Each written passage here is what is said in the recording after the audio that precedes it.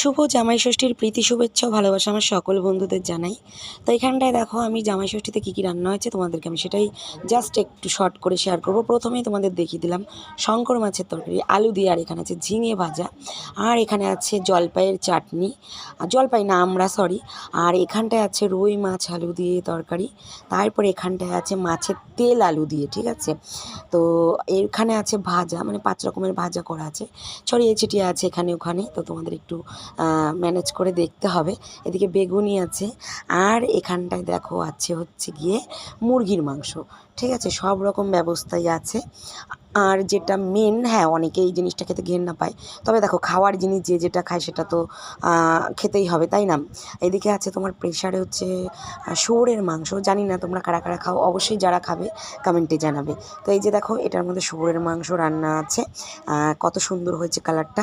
এদিকে দেখো স্যালাড তো থাকবেই, মোটামুটি বলতে পারো স্যালাড ছাড়া একদমই অসম্পূর্ণ। আর এদিকে পাঁপড় আছে, আর এই যে মেন যেটা সেটা হচ্ছে পোলাও। তো আমাদের জামাই ষষ্ঠীর এই হচ্ছে খাওয়া দাওয়া আপাতত। আর মিষ্টি দই এগুলো তো আছেই, সেগুলোর বলার ভাষা নেই।